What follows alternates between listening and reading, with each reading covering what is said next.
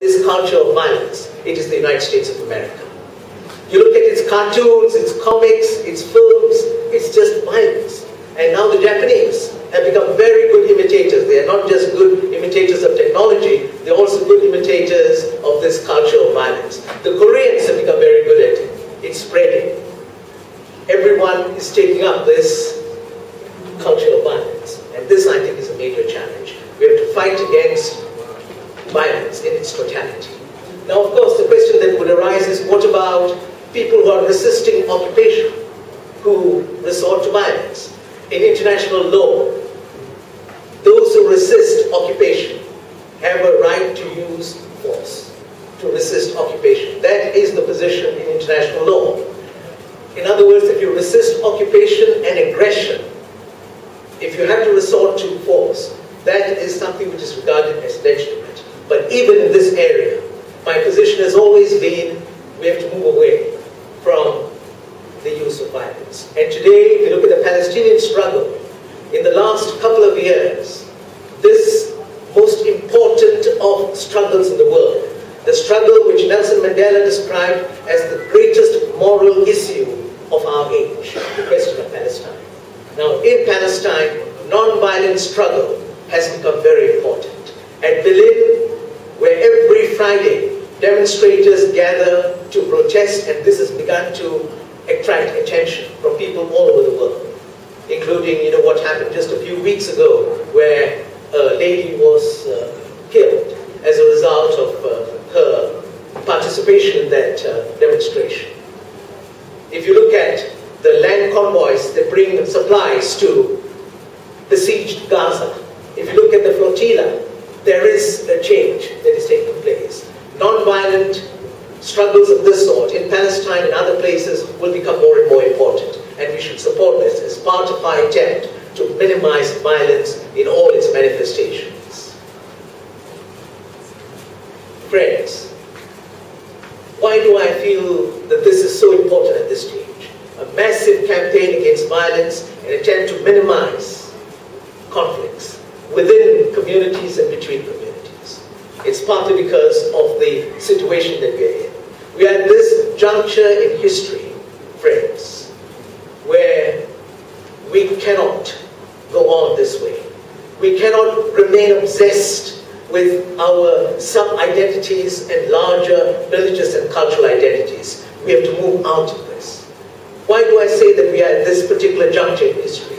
Because of the monumental challenges, the great crises that face humankind, where we are forced to think as one family. We have no choice. Look at the environmental crisis. What is the environmental crisis telling us? It is telling us that our fates as communities are intertwined.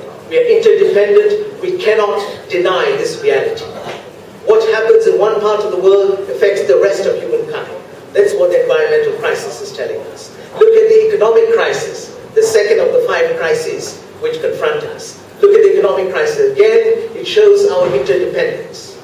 That something happens in the United States of America, a mortgage crisis, it affects the rest of humankind. Other countries are also caught in this trap. Now we must be aware of this, our interdependence, that we are one. We cannot run away from this reality. Look at the food crisis that confronts us.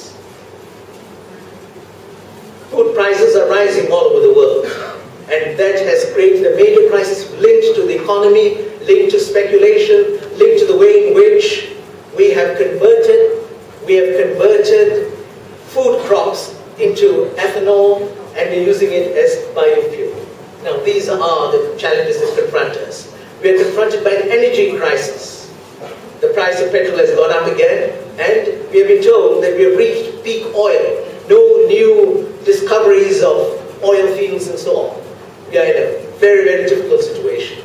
We are confronted with a water crisis, which has not really manifested itself. And that, some people say, will be the greatest crisis facing humankind, a water crisis. Now, with all this crisis and the natural calamities that confront us, we have really no choice but to think as one, because we're all part of planet Earth. And this brings me to the last point that I want to make, friends.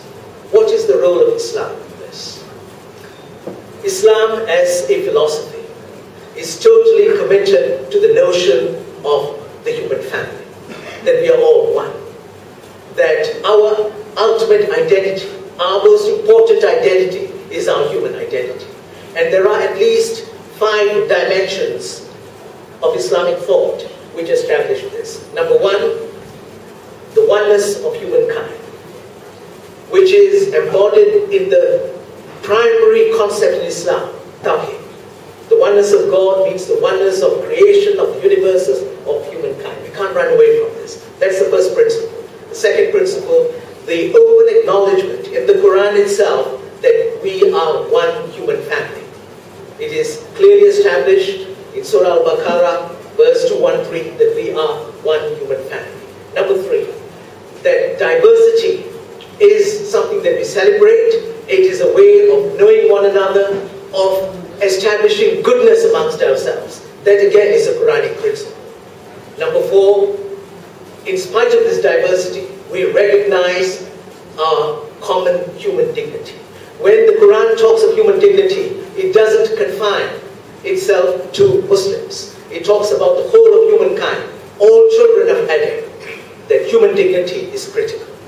And that is a binding force. And number 5, the Quran also tells us that ultimately we are judged not to the basis of our ethnicity, our sub-ethnicity, our religious identity, our sub-religious identity. We are judged on the basis of our righteous conduct, what we do, meaning by which we are judged on the basis of our deeds, our good deeds, which is the whole basis of our existence. So Islam as a philosophy is truly universal. It is a philosophy which can play a fundamental role in transforming human consciousness at this juncture in history. But we are not able to do it. Why? Because, friends, we know that while Islam is part of the solution, while Christianity, Buddhism, all these wonderful religions are part of the solution, Muslims, some Christians, some Buddhists, some Hindus, they're all part of the problem.